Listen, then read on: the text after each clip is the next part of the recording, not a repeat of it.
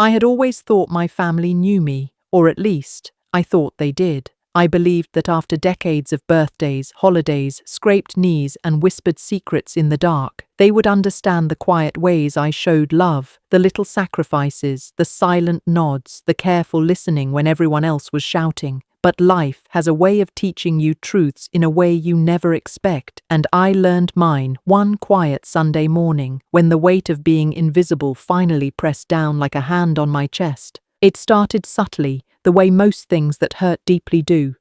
At the dinner table, my thoughts were brushed aside as if they weren't worth mentioning.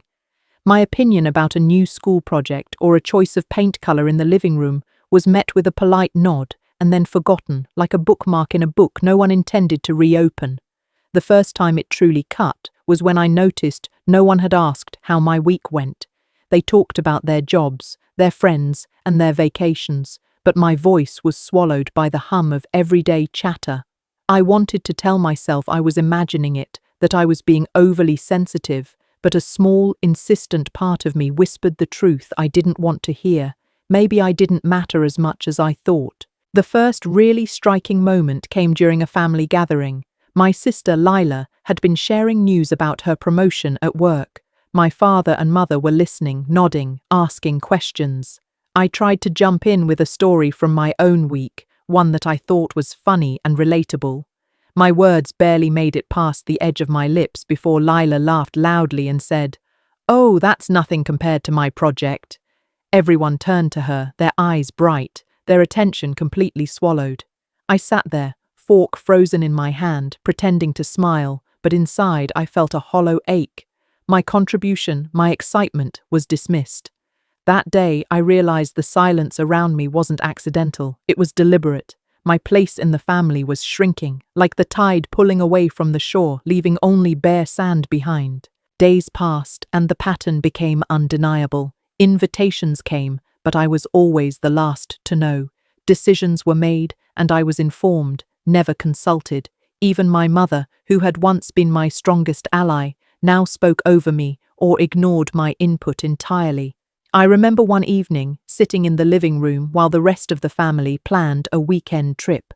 I asked where they were going and what they had in mind. My voice was soft, careful, almost hesitant. My father barely looked up.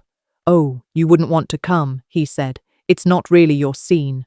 And just like that, I was excluded, not in anger, not in argument, but in silence. Their omission spoke louder than any words could. It was my niece, Jasmine, who finally voiced what I had been sensing all along. We were sitting together in the backyard one evening, watching the sun dip below the horizon, painting the sky with bruised pinks and deep purples. She leaned on my shoulder, a quiet weight of understanding I hadn't realized I craved. "You know," she whispered, "sometimes I think you're invisible to them." I swallowed hard, trying to smile for her, but the truth landed like a stone in my chest. "Invisible?" I echoed. "Why would you think that?" She looked up at me with her wide, honest eyes. "Because you're always quiet, because they never ask you anything, not really, because they make decisions without you. They just don't notice you." Her words weren't cruel, they were just a mirror, and mirrors never lie. That night, I couldn't sleep. I kept replaying the day, the week, the months that had led to this revelation. I thought of all the times I had smiled politely while being ignored, all the times I had swallowed my feelings so as not to disrupt the peace. And I realized that the silence that had always seemed polite or neutral was actually a language I had never fully understood. Silence, in my family, was not the absence of conflict, it was the statement itself. My place in their lives wasn't something they articulated, they simply showed it in the way they acted or didn't act around me. The next morning, I decided to observe rather than speak. I wanted to see the truth for myself, to understand how deep this current of indifference ran. I watched my father laugh at a joke my brother told, my mother nod along at every anecdote, my sister dominate the conversation with her usual energy. And then I watched myself. I was sitting there, present but unnoticed, smiling but unremarked upon, part of the scene yet apart from it. The realization was sharp and bitter. I had been peripheral in the narrative of my own family. I wasn't a character in their story anymore. I was a footnote, a whisper, a background note in a symphony that no longer included me. I began to notice other things too. Subtle gestures, like a hand that stopped reaching for mine when I wanted comfort, or a glance that skimmed over me as if I weren't there, or the careful arrangement of plans that always left me out. These small things added up, a tapestry woven of omission and neglect. It wasn't dramatic, it wasn't loud, but it was deliberate and it was relentless. I started to question everything I had done, every choice I had made. Had I been too quiet, too accommodating, too patient, or was this simply who they were, the kind of family that measured love in words and actions that I had never quite learned to speak? The turning point came one rainy afternoon when I was alone in the kitchen, washing dishes, the rhythmic splash of water against porcelain filling the room. My mother walked in, her presence usually a comfort, and without preamble she said, "You know, we've decided on the vacation plans. You'll stay home this year." She didn't ask, she didn't suggest, she didn't discuss, she announced. And in that moment, I felt the full weight of my invisibility. Not only was I excluded, but I had also been assumed to want exclusion, to want nothing, to be content with silence. And for the first time, anger mixed with the sadness that had been my constant companion. Not a loud, explosive anger, but the quiet, simmering kind that makes you sit up straighter, that makes you realize you can no longer pretend to be okay. I decided then that I needed to reclaim my voice, not in confrontation, not in argument, but in subtle, deliberate ways. I began small. At the next dinner, I prepared a dish that everyone loved, silently placing it at the center of the table. When someone praised it, I smiled, allowed the gratitude to wash over me, and made sure my presence was felt through the care I put into something tangible. I began writing letters, small notes left on pillows or slipped into pockets, gentle reminders that I existed, that I mattered. I didn't demand attention. I just made sure I was seen in ways that couldn't be ignored. But even as I did this, I realized the depth of the challenge. Silence is a powerful force. It doesn't just erase you, it shapes how you perceive yourself. It whispers that your feelings are irrelevant, that your desires are secondary, that your existence can be acknowledged only if convenient. And the hardest part was realizing that the people who silenced me were not malicious in the traditional sense. They were simply unaware, absorbed in their own lives, believing that love could exist without listening, without noticing, without giving space for another voice to rise. I started documenting everything, not out of spite, but to understand my own place in this family I had once believed was my anchor. I wrote down moments, interactions, silences that spoke volumes. Each entry was a revelation, a key to understanding the invisible barriers that had grown around me. I wrote about laughter that never included me, plans made without me, conversations I was present for but never part of, and in writing, I began to hear my own voice again, a voice that had been muffled for too long, waiting for a moment to assert its existence. The first breakthrough came with my niece, Jasmine. One evening, while helping her with homework, I shared with her some of my observations, carefully, without blame, just storytelling. She listened, eyes wide, absorbing the weight of my experience. And then she said something I didn't expect. "You know, I think they don't realize what they're doing, but you can't keep hiding. You have to speak, in your own way, so they can see you." Her words struck a chord. I realized that the silence I had endured was not something I had to accept. I could choose how to respond, how to reclaim my presence, how to assert my existence without turning it into a battle. And so I began, carefully, deliberately, to mark my territory in the life of my family, not with anger, but with presence, with visibility, with quiet insistence. I rearranged my schedule so that my contributions were unavoidable. I volunteered for tasks that made my presence felt. I started sharing stories from my life, memories from my childhood, lessons learned, experiences I had thought were unremarkable, but which became the threads weaving me back into the tapestry. Slowly, they noticed. Slowly, they adjusted. Slowly, silence began to give way to acknowledgement. Not perfect, not complete, but enough to signal that I was here, and I was no longer willing to disappear. The changes weren't immediate, and they certainly weren't dramatic.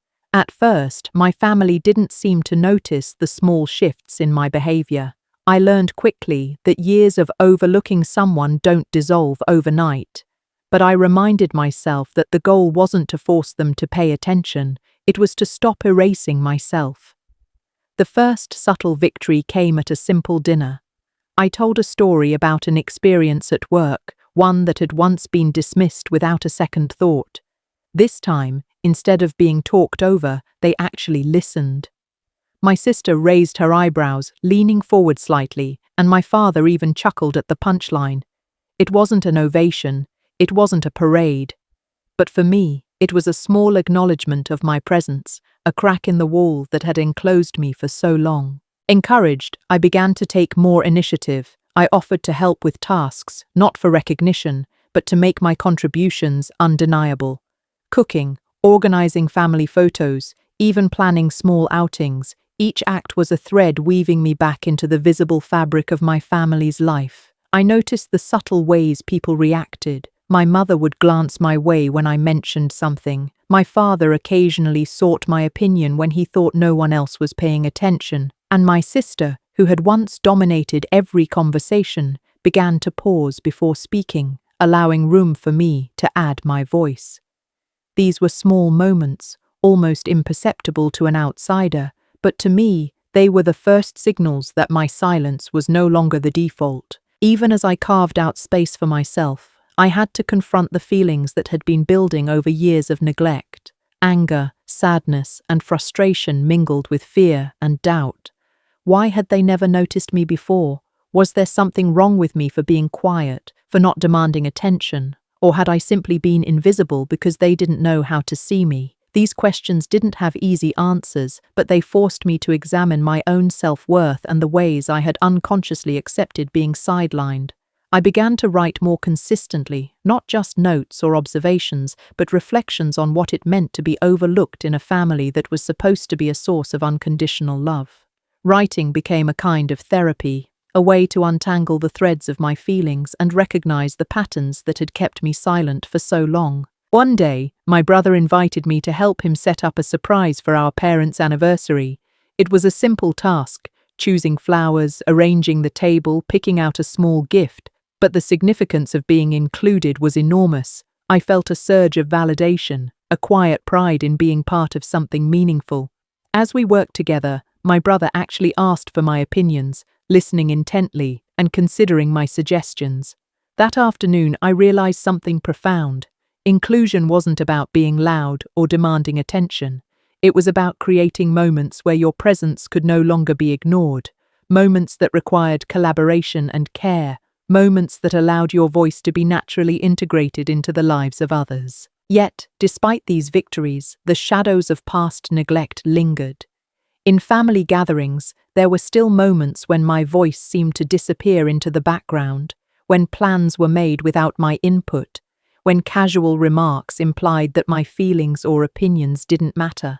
I learned to navigate these moments with grace, recognizing that change is gradual and that the silence of the past didn't have to define my present. I reminded myself that my worth was not determined by acknowledgement alone, but by the value I placed on my own presence and contributions. Slowly, I internalized the truth that being visible in my own life mattered more than forcing visibility in others' perceptions. It wasn't always easy. I still struggled with doubt, replaying old memories where my voice had been dismissed, my feelings ignored. The ache of invisibility had a long half-life, and old habits of silence would creep back in when I felt unsure or undervalued. But I discovered that preparation, reflection, and intention could counteract those impulses. I began rehearsing conversations in my mind, considering how I could assert myself without aggression, how I could claim my space without creating conflict. I experimented with timing, tone, and body language, learning that presence is not just about words, but about the way you occupy space, carry yourself, and interact with others. One particularly striking moment occurred during a holiday gathering. My extended family had come over and the room buzzed with conversations, laughter, and clinking dishes. For the first time in years, I didn't fade into the background. I engaged actively, sharing stories, asking questions, and offering observations. And when my niece, Jasmine, told a humorous story about her day, I joined in with a witty remark that drew genuine laughter. I looked around and realized everyone was paying attention, not just because I wanted it, but because I had made myself impossible to ignore in a natural, unforced way. The shift was subtle, but unmistakable. I had begun to stake my claim in a family that had once allowed silence to define me. This journey also taught me about the power of listening. I had once believed that silence meant being invisible, but I began to understand that silence could also be a tool, a way to observe, to learn, and to measure dynamics before responding. By listening carefully, I could see the unspoken hierarchies, notice the patterns of attention and omission, and identify where I could assert myself most effectively. In a strange way, the very silence that had once marginalized me became a source of insight, a lens through which I could navigate family interactions with clarity and purpose. Of course, not every interaction was positive. There were setbacks, moments when I felt the old wounds reopening. A careless remark, an overlooked opinion, or a sudden exclusion could still sting. But I began to differentiate between intentional neglect and unconscious oversight. Some moments of silence were habits, not statements. Some moments of omission were not meant to diminish me. Recognizing this allowed me to approach my family with both empathy and assertiveness, balancing self-respect with understanding of their flaws and limitations. In the months that followed, I experimented with subtle forms of visibility. I shared anecdotes that highlighted my experiences, ensuring my presence was woven into family stories. I offered help during events, contributing in ways that couldn't be ignored. I initiated small rituals, weekly phone calls with my parents, cooking for family dinners, or leaving thoughtful notes that reinforced my existence without demanding recognition. Each act was a deliberate assertion of self, a quiet rebellion against years of invisibility. And slowly, imperceptibly, my place in the family shifted. I was no longer a peripheral figure.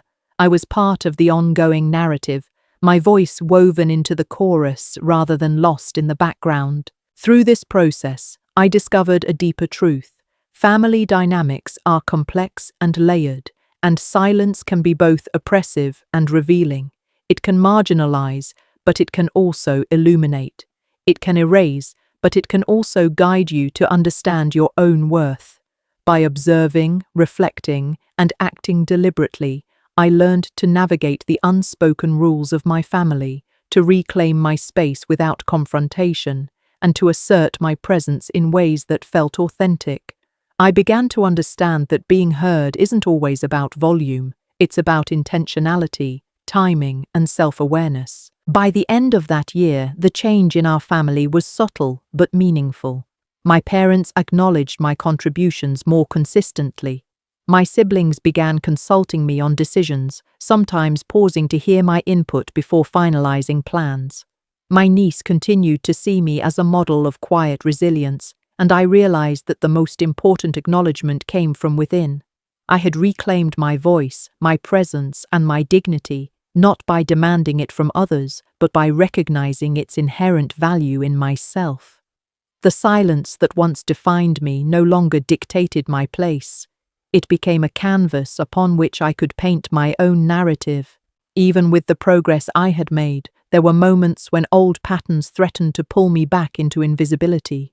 Family gatherings, which I once dreaded, still carried undercurrents of comparison, competition, and subtle judgment. It was in these spaces that I realized reclaiming my voice was not a linear process. It was more like navigating a river with hidden currents. Sometimes I flowed smoothly, fully present, fully acknowledged. Other times I felt pulled under by familiar pressures, my words drowned out by louder voices or overshadowed by habitual dynamics. Each experience required careful reflection. I began to journal after significant interactions, noting what worked, what failed, and what triggered feelings of insignificance. These reflections became a roadmap, a guide to navigating a family landscape that had long been hostile to my visibility. One evening, during a particularly crowded family dinner, I noticed a familiar pattern emerging. My sister dominated the conversation, my father chimed in sporadically, and my contributions seemed to hover in the air, unnoticed. Normally, I would have retreated inward, allowing the familiar silence to swallow me. But this time, I paused. I observed the rhythm of the dialogue, the way attention shifted with volume, humor, and interruption.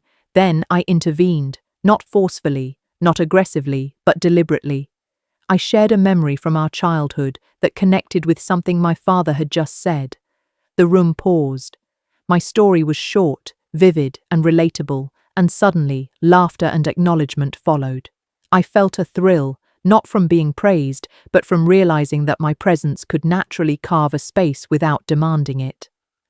That night, I learned that timing and relevance were as crucial as the words themselves.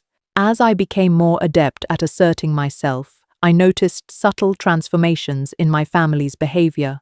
My mother began to ask for my opinion on matters she would once have decided alone. My father occasionally sought my input when making decisions about household matters or family plans. My siblings, who had previously monopolized conversations, started pausing to listen, sometimes reflecting on my perspectives before continuing their own narratives. These changes were gradual, almost imperceptible at first, but their accumulation was undeniable. I realized that the family had not necessarily changed overnight. Rather, I had shifted the dynamics by consistently occupying space, speaking up thoughtfully, and refusing to allow my silence to define my worth. Yet, alongside these victories, I confronted difficult truths about myself. Years of invisibility had left a residue of self-doubt and insecurity. I caught myself overthinking interactions, wondering if my contributions were too small, too obvious, or too late. I questioned whether my family's acknowledgement was genuine or merely polite. These thoughts could have sabotaged my progress, but I learned to treat them as signals, not verdicts. They reminded me that reclaiming my voice was not about perfection, but about persistence, self-awareness, and resilience. I practiced affirmations, wrote letters to myself, and created small daily rituals to reinforce my sense of presence, ensuring that my self-worth was not contingent solely on external validation. One of the most transformative moments came during a quiet afternoon with my grandmother. She had always been a subtle presence in the family, often overlooked, but deeply wise. As we sat together, she spoke about her own experiences of being undervalued, particularly as a young woman in a time when opinions like hers were often dismissed. Listening to her, I realized that invisibility was not only generational, but cultural. She had survived, adapted, and found ways to assert herself without confrontation, leaving lessons embedded in the small gestures of her life. I absorbed her stories, taking note of the quiet strategies she used, listening deeply, choosing the right moment to speak, and asserting boundaries with calm authority. Her wisdom became a guide, reinforcing that reclaiming one's place in a family is as much about strategy and observation as it is about courage. As months passed, I experimented with small interventions that strengthened my visibility. I initiated family activities, suggesting outings, movie nights, or collaborative projects that required everyone's participation. I shared personal achievements and challenges, allowing my family to see aspects of my life that had previously been hidden. I noticed that when I engaged authentically, without the pressure of seeking acknowledgement, my presence became a natural part of the family rhythm. The silence that once marginalized me no longer dictated my experience. Instead, it became a backdrop against which my voice could emerge with clarity and impact. However, reclaiming my voice also meant confronting moments of resistance. Not every family member adjusted gracefully to my newfound presence. My sister occasionally reverted to old patterns, interrupting or dismissing my input, and my father sometimes defaulted to habit, overlooking my contributions when the room was loud or chaotic. In these instances, I had to navigate tension without escalating conflict. I learned to assert myself calmly, repeating points if necessary, redirecting conversations to include multiple perspectives, and sometimes choosing to disengage temporarily to avoid unnecessary friction. These experiences taught me the importance of patience and the subtle art of influence. Change is often incremental, requiring persistence and discernment rather than confrontation alone. During this period, I also became aware of the emotional toll invisibility had taken on me. Loneliness, frustration, and even a sense of betrayal occasionally resurfaced, reminding me of the years I had spent on the margins. I discovered that processing these emotions was crucial to my ongoing growth. Therapy, journaling, and reflective conversations with trusted friends became essential tools for understanding the depth of my experience. By acknowledging the hurt rather than burying it, I could approach family interactions from a place of clarity rather than reactive emotion. I learned that healing from invisibility is not merely about being acknowledged externally, it's about cultivating self-recognition, resilience, and a grounded sense of identity. One pivotal moment occurred when I organized a family storytelling night. Each person was asked to share a significant memory from their past, something that had shaped who they were. Initially, I worried that my stories would be overlooked or interrupted, but I prepared carefully, framing my narratives with humor, reflection, and emotional resonance. As I spoke, I noticed heads turning, eyes focusing, and genuine laughter and empathy emerging. When I finished, my parents and siblings applauded, not out of obligation, but out of authentic appreciation. That night, I felt a profound sense of belonging. I realized that my place in the family was no longer defined by silence. It was defined by the deliberate choice to engage, to share, and to assert my voice in meaningful ways. Through all of this, I discovered that reclaiming visibility is not a one-time achievement. It's an ongoing practice. Family dynamics are fluid, shaped by moods, stress, and life changes. My presence required continuous attention, reflection, and adaptation, but the effort was worth it. I had transformed from someone who existed on the periphery to someone whose voice carried weight, whose contributions were recognized, and whose presence could no longer be ignored. The journey taught me that silence can be both oppressive and instructive, that visibility requires courage, and that self-worth is ultimately cultivated from within, even as external acknowledgement follows. By the end of this period, I had developed a nuanced understanding of my family and myself. I could navigate conversations with confidence, assert my needs without aggression, and appreciate the subtleties of attention and recognition. I had learned to distinguish between intentional neglect and unconscious omission, to respond strategically, and to maintain self-respect amidst imperfection. More importantly, I had reclaimed my voice, not by demanding it, but by demonstrating that silence is not my default, that my presence matters, and that my story deserves to be heard. In this way, I transformed a legacy of invisibility into a narrative of empowerment, agency, and connection. Even as I grew more confident, I realized that reclaiming my voice didn't mean I was free from doubt or old emotional habits.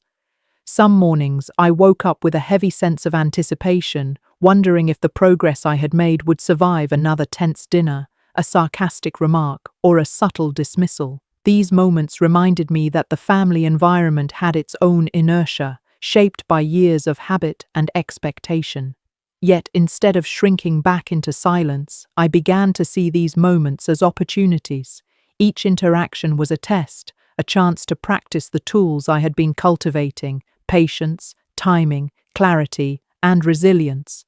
I reminded myself that asserting my presence was not about winning approval, but about consistently showing up as my authentic self, no matter how others responded. One particularly challenging afternoon highlighted just how ingrained family dynamics could be. I had prepared to share a personal accomplishment, a milestone in my career that I was genuinely proud of. But as soon as I began, my older sibling launched into a long story about their own achievements, filling the room with commentary and laughter. The familiar urge to retreat welled up inside me, a ghost of old patterns whispering that my voice didn't matter. But instead of stepping back, I paused, inhaled, and spoke again, this time with a quiet insistence, making my story concise yet vivid. Gradually, the room shifted, and the laughter and attention turned toward me. It was a subtle victory, but a powerful one. I had learned to navigate interruptions not with anger or withdrawal, but with strategic patience and confidence. As I reflected on these experiences, I realized that visibility was not just about speaking up, it was about emotional presence, attunement, and subtle influence. I began observing the rhythms of attention, noticing who tended to dominate conversations, when my parents were most receptive, and how humor or storytelling could capture focus. I practiced weaving my voice into these patterns, not forcefully, but in ways that felt natural and engaging. Over time, I noticed that my family began adjusting unconsciously. Interruptions became less frequent, questions were directed toward me, and casual recognition became routine rather than rare. My presence was no longer a peripheral afterthought, it had become an integral part of the family's communication flow. Alongside these improvements, I confronted some painful realizations. My sense of invisibility had left lingering scars, moments of insecurity, self-doubt, and hyper-awareness that could sabotage interactions.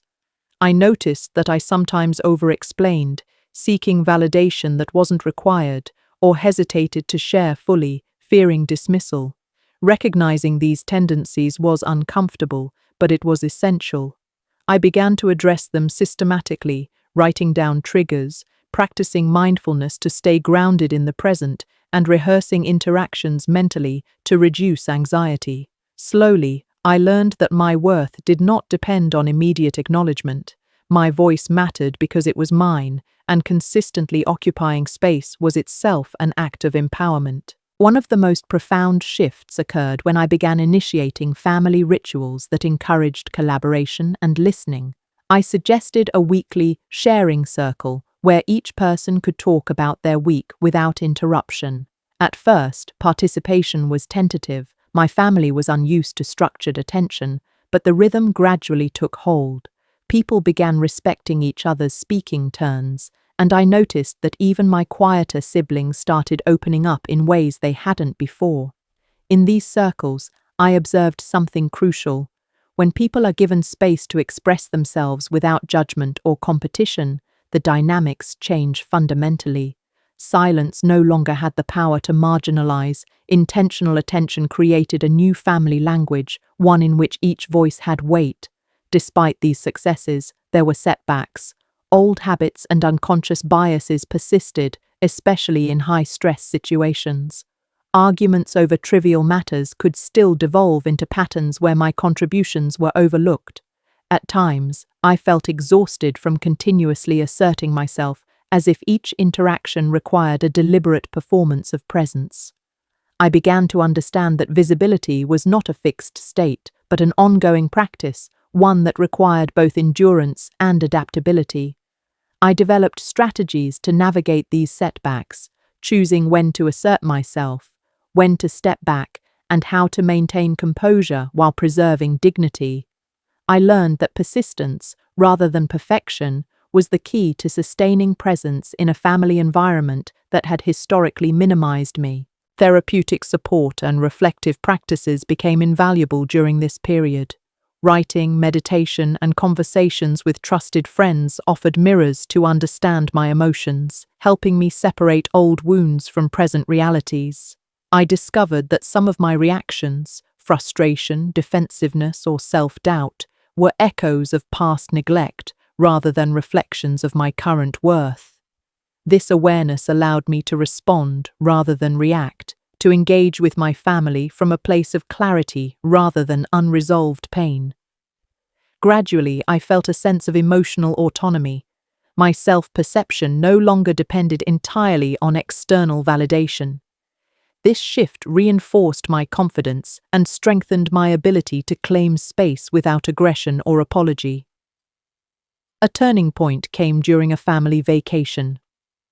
Away from the routines and hierarchies of home, I noticed that my presence was naturally acknowledged without my having to assert it forcefully.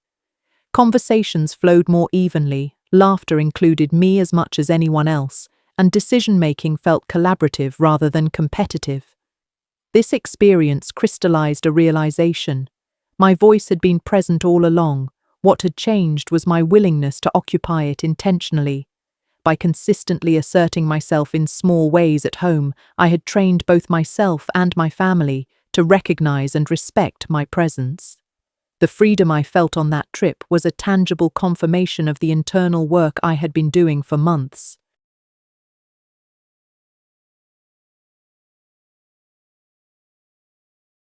As the months went by, I began noticing subtler shifts in family interactions, small gestures that, when combined, signaled a profound change. Where once my suggestions were met with silence or quick dismissal, they now received consideration, sometimes even discussion. It wasn't as though my family had suddenly transformed overnight. Rather, my consistent presence had altered the invisible gravitational pull of conversation. I realized that being heard wasn't just about speaking louder or longer, it was about timing, clarity, and emotional resonance. I learned to recognize the moments when my words could land most effectively, and I approached these moments with a quiet confidence that had previously been absent. One afternoon, during a routine Sunday lunch, my mother shared a minor frustration about work. In the past, I would have stayed silent, fearing that my input would be overlooked or misunderstood. But this time, I chose to respond thoughtfully, offering a perspective that combined empathy with practical insight.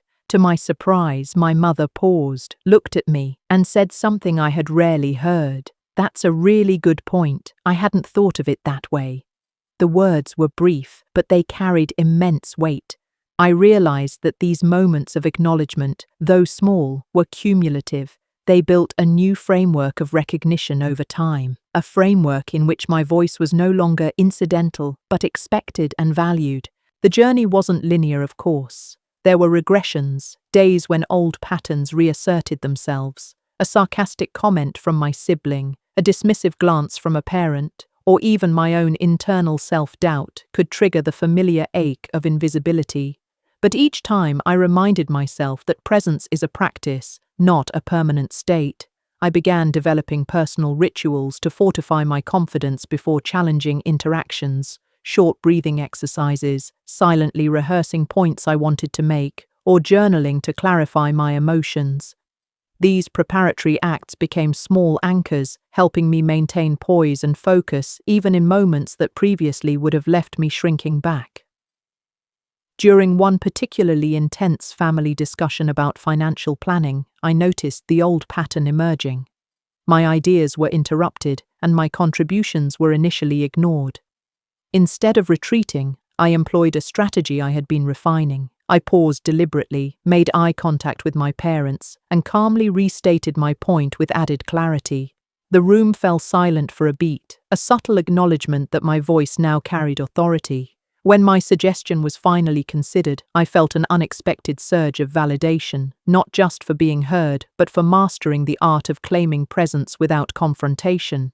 That day, I understood that my family had learned to listen because I had learned to assert, not aggressively, but intentionally. The experience also deepened my understanding of empathy. I realized that my family's dismissive behavior was often rooted not in malice but in habit, stress, and unexamined patterns. By approaching interactions with curiosity rather than judgment, I could engage more effectively and reduce conflict. This shift allowed me to offer my perspective without defensiveness, to navigate disagreements with grace, and to foster dialogue that was both honest and constructive. The balance between assertion and empathy became a guiding principle, a way to maintain my visibility while nurturing connection rather than division. I also began noticing how my newfound presence influenced other family members. Younger siblings, previously hesitant to speak, started contributing more confidently in conversations. Even my older siblings, who had once dominated discussions, seemed to adjust their pacing and tone, often pausing to genuinely consider my input. This ripple effect underscored a fundamental truth. When one person consistently occupies space with authenticity, it can reshape the dynamics of the entire group. My journey wasn't just personal, it was relational. By stepping into my voice, I inadvertently gave others permission to do the same. Yet, with growth came reflection. I realized that asserting my voice was not the end goal. It was a tool for deeper engagement and self-understanding. I began exploring what it meant to contribute meaningfully to family life beyond conversations, through small acts of care, shared responsibility, and presence in moments that required more than words. Cooking a meal, helping a sibling with homework, or simply listening attentively to a parent became new ways of affirming my place in the family. I learned that visibility is multidimensional. It exists in speech, action, and emotional attunement. Being present is not just about being heard, it's about being felt and recognized in holistic ways. A pivotal turning point occurred when we faced a family crisis. A sudden health scare with a close relative demanded cooperation, empathy, and swift action. In the past, I might have felt sidelined, unsure how to assert myself in the chaos. But now, I found myself naturally taking initiative, coordinating tasks, mediating conversations, and offering calm, thoughtful perspectives when tensions ran high. My family responded positively, not because I was louder or more forceful, but because I had established a consistent, reliable presence over time. That experience crystallized a profound insight. Presence is not about fleeting moments of attention, but about building trust, credibility, and reliability so that when critical moments arise, your voice carries weight automatically. During this period, I also revisited old memories of feeling invisible. I reflected on how years of silence had shaped my self-perception and influenced my relationships outside the family. I realized that the same principles I applied at home could enhance my broader interactions. Assertiveness tempered with empathy, visibility cultivated through consistency, and influence nurtured through strategic engagement. Slowly, I began to notice changes in professional and social settings as well. Colleagues sought my input, friends valued my perspectives, and I found a newfound confidence in public situations. The lessons learned within the family, once confined to domestic spaces, had ripple effects that enriched all aspects of my life. Through these cumulative experiences, I began to articulate a guiding philosophy. Claiming space is an act of courage, presence is a practice of patience, and influence is a byproduct of authenticity. Each interaction, whether triumphant or challenging, became an opportunity to refine this philosophy. I realized that the silence that once defined my place in the family was not a permanent label. It had been a condition shaped by context, expectation, and habit. By approaching the situation with intentionality, observation, and empathy, I had rewritten the narrative. My voice was no longer optional, it was essential, respected, and acknowledged. As I looked back on the journey, I recognized the paradoxical truth. The more I insisted on being seen and heard, the less I had to fight for attention. By cultivating patience, resilience, and clarity, I allowed my family to adjust to my presence organically. The struggle for recognition, which once seemed insurmountable, had evolved into a steady, manageable rhythm of mutual awareness and respect. I understood that silence had once carried power, but that power could be transformed through consistent, mindful engagement. In learning to navigate and reshape the dynamics of my family, I discovered the profound capability of human agency, that even in the most entrenched patterns, change is possible when one approaches it with strategy, authenticity, and courage. As I continued to navigate this evolving family dynamic, I began paying closer attention to the unspoken rules that had governed interactions for years. It became clear that every family has its invisible script, patterns of speech, gestures, and reactions that dictate who gets noticed and who remains on the periphery. For years, I had internalized these scripts, assuming that my role was fixed, that silence was my assigned space. But as I observed more deliberately, I realized that these patterns were malleable, not immutable. Change didn't require rebellion or confrontation. It required awareness, timing, and the steady accumulation of small, intentional acts. Each moment I chose to speak thoughtfully, each time I contributed without expectation of immediate acknowledgement, I was subtly rewriting the family script line by line. One particularly revealing moment occurred during a family game night. Normally, these events were dominated by humor that excluded me, quick exchanges between siblings that left little room for me to participate. I had often retreated to the sidelines, watching quietly while laughter echoed around me. But this evening, I decided to engage differently. I didn't try to force humor or assert my presence aggressively. Instead, I made careful observations, noted patterns in the way my family interacted, and waited for natural openings. When a humorous misunderstanding arose, I responded with a comment that was both insightful and gently witty. The response wasn't dramatic, but it was enough to elicit genuine laughter and acknowledgement. The game continued, but the energy had shifted. Suddenly, my contributions were anticipated, not just tolerated. I realized that presence is not merely about being loud or dominating a conversation. It is about strategic engagement, the art of choosing moments where your input carries weight. It's about reading the room, understanding the emotional currents, and acting in ways that align with them. Over time, this approach fostered a subtle authority. My family members began to pause and consider my words before responding. This wasn't about control, it was about mutual respect, earned through consistency and authenticity. I was no longer invisible, but my presence was natural, integrated into the flow of family life rather than forced upon it. Alongside these relational strategies, I also confronted the internalized beliefs that had kept me silent for so long. I recognized the ways in which self-doubt and fear of judgment had limited my participation. Each act of speaking up became a small exercise in courage, reinforcing the notion that my perspectives mattered.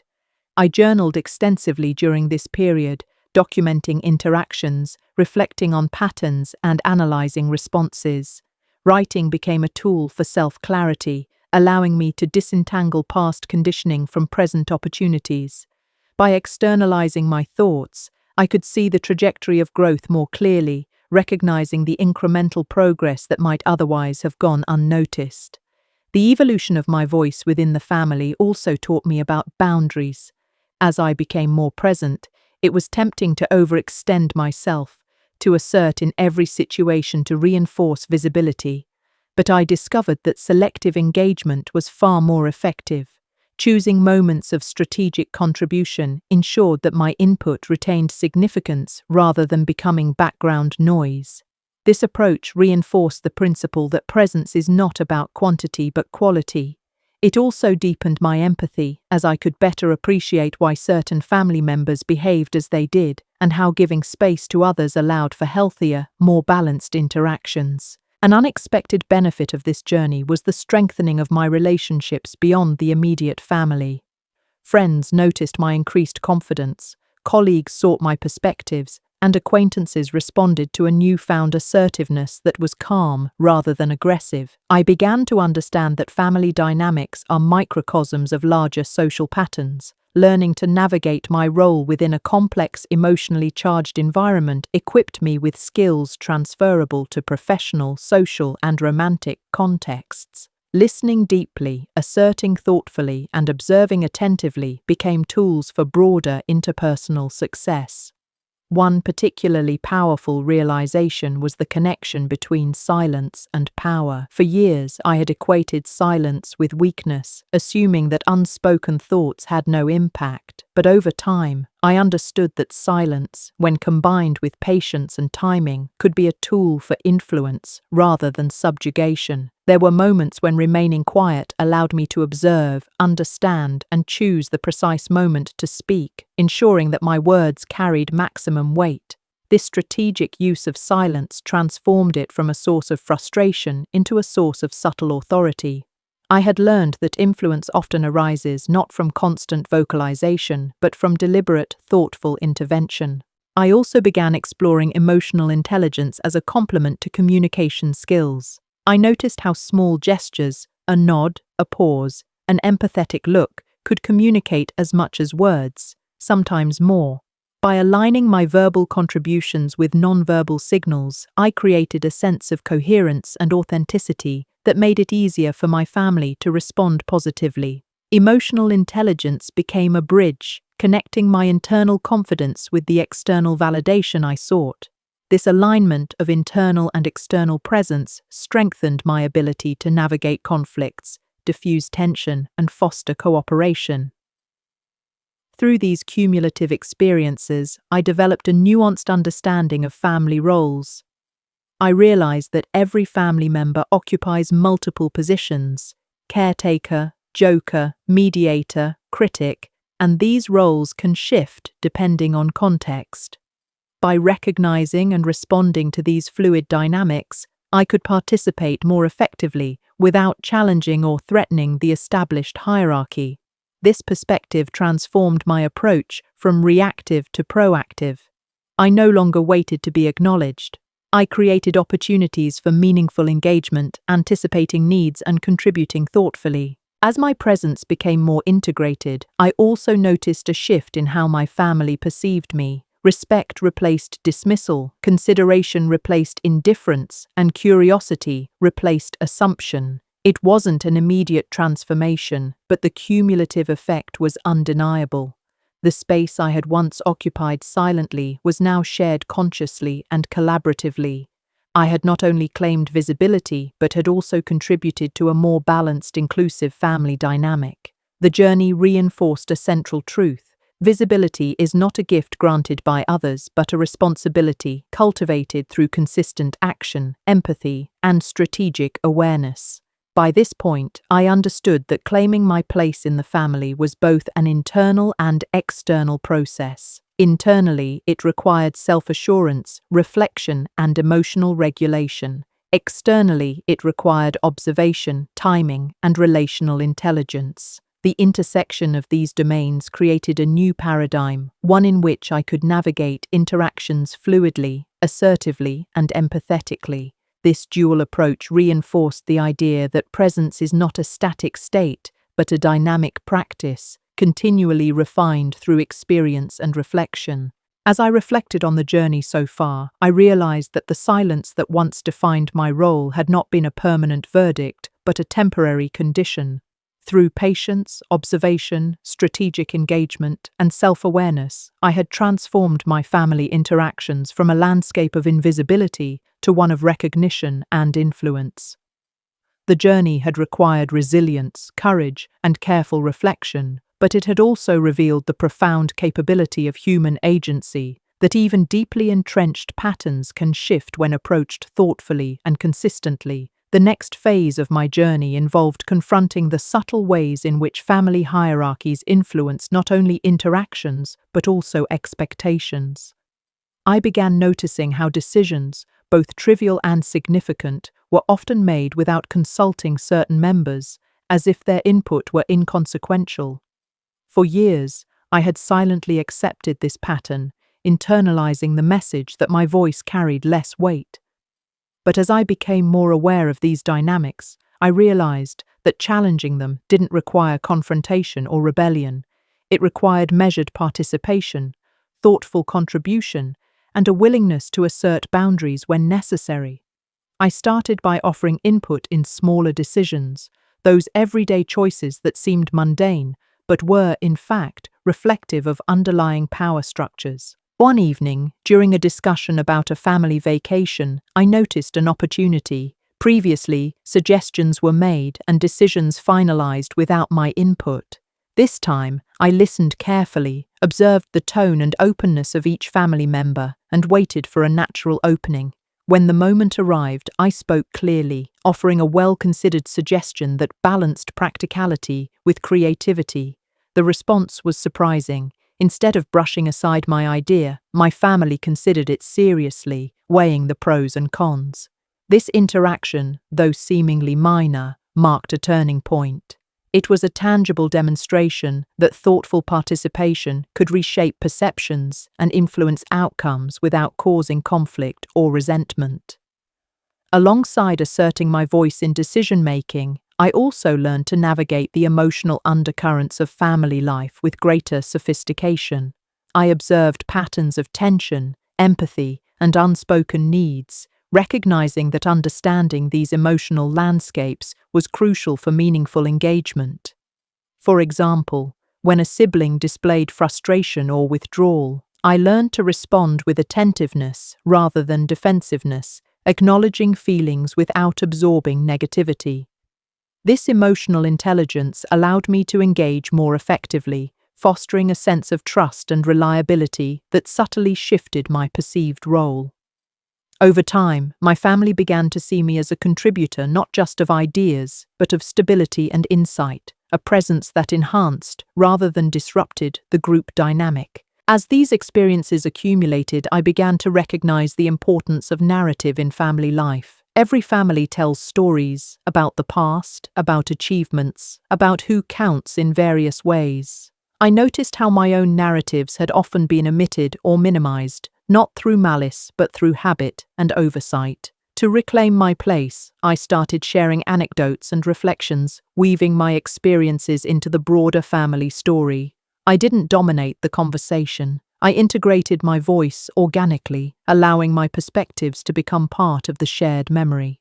This approach reinforced a subtle but profound shift. I was no longer a passive character in my family's narrative, but an active participant shaping its course. One of the most striking lessons was the interplay between humility and assertiveness. Initially, I had feared that asserting myself would come across as arrogance or challenge family norms. But I discovered that humility, acknowledging my own limitations, showing genuine interest in others' views, and expressing gratitude for collaboration, enhanced the impact of assertiveness rather than diminishing it. When combined, these qualities created a balance. I could claim space and influence decisions without triggering defensiveness or resentment. My contributions became respected, not feared or ignored. It was a delicate equilibrium, requiring constant self-reflection and adaptation, but it transformed both my internal confidence and external relationships. I also explored the concept of influence without authority. In many families, hierarchy is not just formal but implicit. Some members command attention, while others are naturally deferred to. I realized that one could wield influence even without formal authority, simply by cultivating reliability, thoughtfulness, and strategic visibility.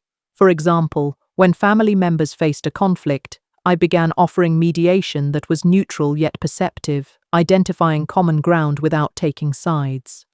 This approach not only increased my visibility, but also positioned me as someone whose presence facilitated harmony.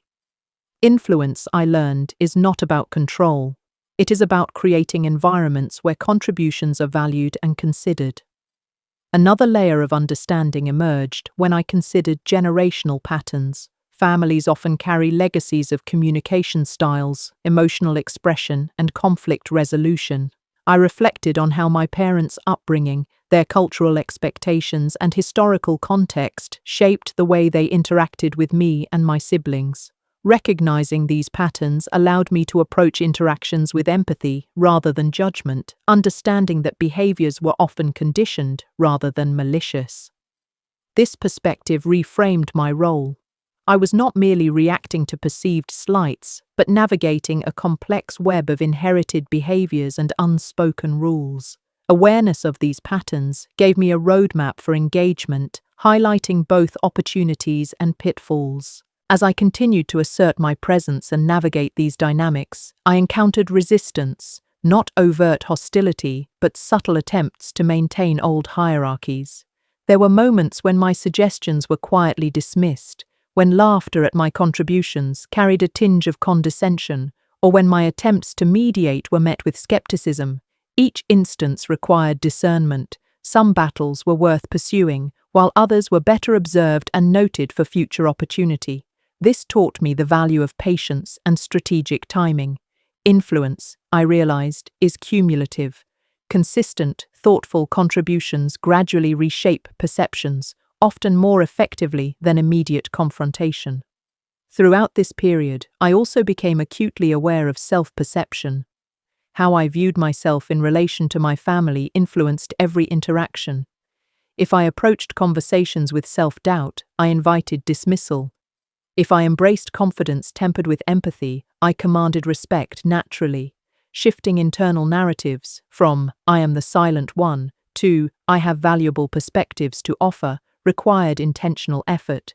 I practiced reframing my thoughts, visualizing successful interactions, and affirming the legitimacy of my voice. Over time, these mental exercises reinforced behavioral changes, creating a feedback loop where internal confidence and external acknowledgement mutually reinforced one another. Finally, this phase of the journey highlighted the importance of adaptability. Family dynamics are fluid, shaped by moods, events, and changing circumstances. Rigid approaches often fail, while flexible, responsive strategies succeed. I learned to read subtle cues, tone, body language, timing, and adjust my engagement accordingly. Sometimes silence was the wisest response, other times direct contribution was necessary. This adaptability transformed interactions from reactive struggles into deliberate, mindful exchanges. I was no longer constrained by prescribed roles but could navigate the family landscape with agency, skill, and intentionality. By the end of this stage, I had gained a more profound understanding of my role in the family, not as a static designation but as a dynamic position, continuously shaped by observation, strategy, and reflection. Silence had shifted from being a limitation to being a tool, presence became a practice, and influence emerged from a combination of thoughtfulness, timing, and emotional intelligence. I had not only claimed my place, but had begun to redefine what that place meant, both for myself and for the family as a whole. The following months became a period of subtle experimentation, where I tested the boundaries of engagement and measured the responses of my family. I approached interactions with a mix of observation and intention, noticing patterns that had previously gone unnoticed. For example, I realized that certain topics acted as triggers, subjects that could spark tension, defensiveness, or dismissal, and that by framing my contributions carefully, I could navigate these topics without conflict. The key was not avoidance, but strategic presentation. By introducing ideas with empathy, context, and acknowledgement of others' perspectives, I could shift conversations from potential confrontation to collaborative discussion. This required patience and attention to nuance, a skill I was gradually honing. One notable example occurred during a family discussion about future plans for our ancestral home. Previously, I had been sidelined in these conversations, my input considered minor or irrelevant. This time, however, I prepared thoroughly. I researched options, considered potential objections, and anticipated emotional reactions. When I presented my proposal, I framed it around shared values, honoring tradition while addressing practical concerns. My family's response surprised me. Instead of dismissing my ideas, they engaged with them, debated their merits, and even incorporated elements into the final plan. The experience reinforced the importance of preparation, strategic framing, and aligning contributions with collective priorities. Influence, I learned, was less about asserting authority and more about demonstrating insight, empathy, and foresight. I also began exploring the dynamics of storytelling within the family. Each family member contributes to a shared narrative, whether consciously or unconsciously, shaping perceptions, expectations, and memory. For years, my own stories had been overlooked, minimized, or forgotten, creating an unspoken hierarchy of whose experiences mattered most. Recognizing this, I consciously integrated my stories into conversations, offering reflections that added depth, humor, and context. I didn't dominate discussions, but I created space for my voice to be remembered. Over time, these small narrative contributions shifted how I was perceived. I was no longer merely a listener, but a participant actively shaping the family's collective memory. In tandem with narrative, I learned the power of symbolic actions, small gestures, preparing a meal thoughtfully, remembering birthdays, supporting a sibling in a minor task, carried disproportionate weight in altering perceptions. These actions demonstrated presence, reliability, and care, qualities that reinforced my credibility and softened resistance. While words could influence thought, actions influenced perception. By consciously pairing verbal contributions with meaningful actions, I strengthened both my voice and my role within the family. It became evident that influence is multifaceted, encompassing both speech and deed, overt engagement, and quiet reliability. During this period, I also observed how emotion and authority intersected. Some family members relied on emotional intensity to assert dominance, while others maintained influence through calm persistence. I experimented with both approaches, discovering that measured calm often achieved better results than heated debate. Emotional intelligence became my tool for navigating tension, recognizing when to step back, when to engage, and how to respond without being drawn into unnecessary conflict. By managing my emotional presence, I could assert influence without provoking defensiveness, and over time, this consistency built trust and respect. An essential part of this process was self-reflection.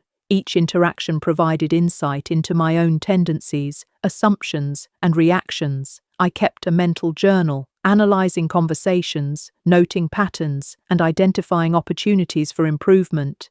I asked myself difficult questions. Was I overcompensating? Were my contributions aligned with family needs or my own desire for recognition? Was silence being used as avoidance or as strategy?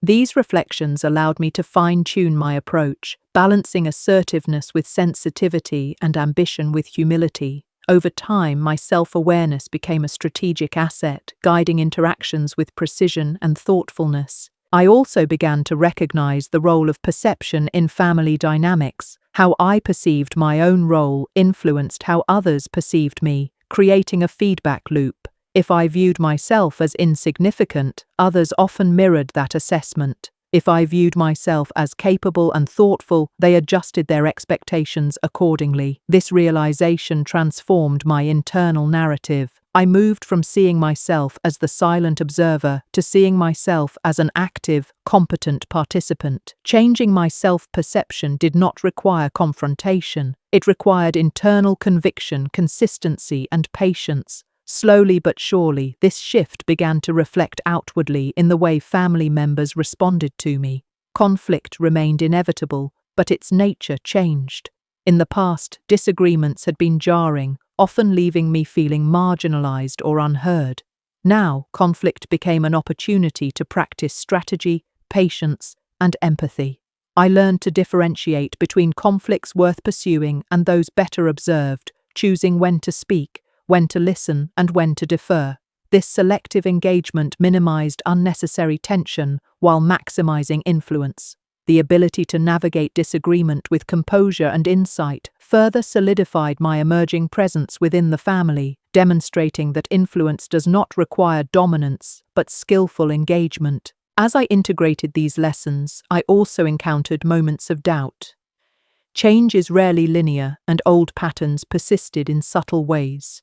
At times, I questioned whether my efforts were making a meaningful difference, or if I was merely rearranging familiar hierarchies without effect.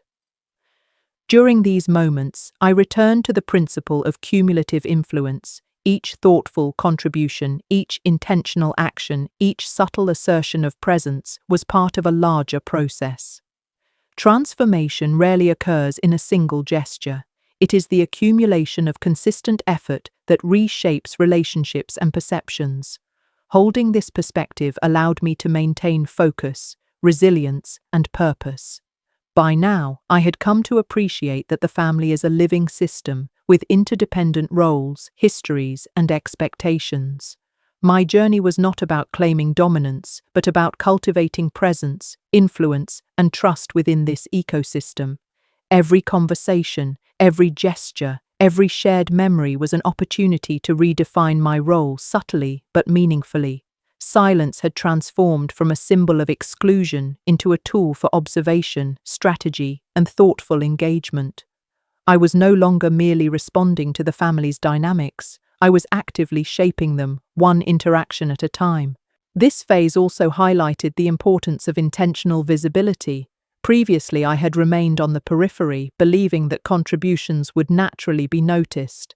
I learned that strategic engagement, timing, presentation, and relevance was necessary to ensure that contributions were seen, remembered, and valued. Visibility did not require flamboyance or domination, it required careful attention to context and the consistent demonstration of insight, empathy, and competence. By consciously aligning my presence with moments of significance, I maximized impact without disrupting the natural flow of family interactions. By the end of this stage, my sense of self within the family had solidified.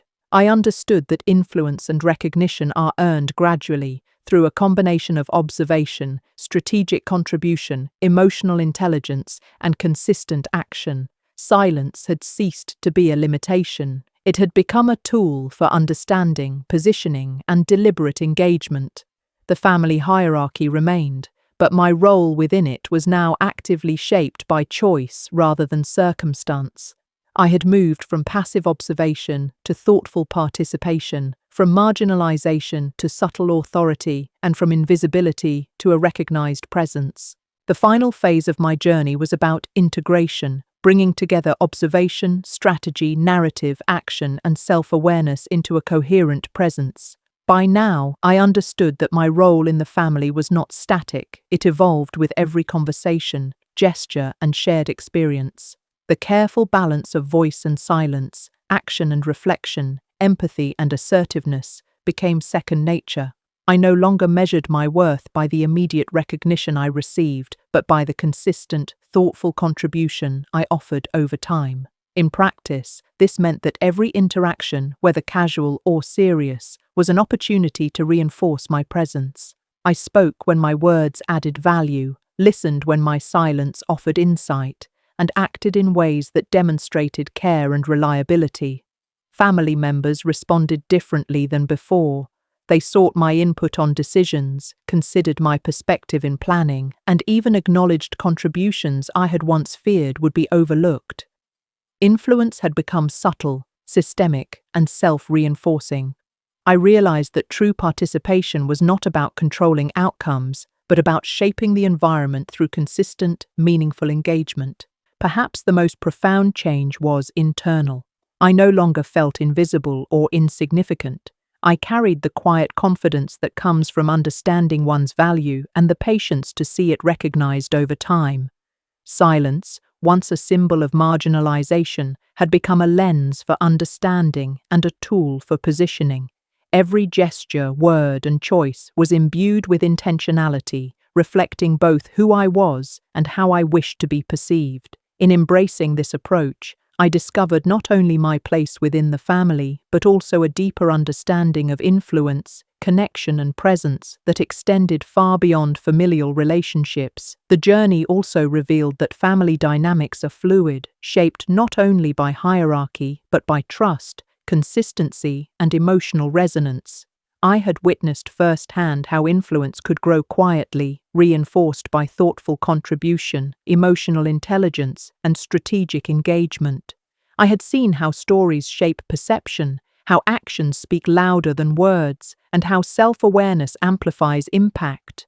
Most importantly, I had learned that meaningful presence is earned, not demanded, and that patience, insight, and care are more powerful than loud assertion. In the end, when I reflect on the silence that once defined me, I no longer see absence. I see understanding, strategy, and eventual recognition. My place in the family was no longer something I sought externally. It was something I had cultivated internally and expressed deliberately, consistently, and thoughtfully. Silence had said everything, but now, in combination with voice and action, it said even more. It told a story of resilience, insight, and deliberate presence. I had learned that influence is a quiet art shaped by attention, empathy, and patience, and that even within the complexities of family, one can create space, be heard, and matter without ever needing to shout. And so my journey continues, but with a sense of agency I once lacked. I understand that family is never static, but neither am I. The lessons of observation, engagement, and deliberate contribution remain guiding principles, tools for shaping not just relationships, but perception, memory, and connection. Silence may have started as a limitation, but it became the foundation of understanding, influence, and presence. And in that, I found not just my place in the family, but a deeper understanding of myself.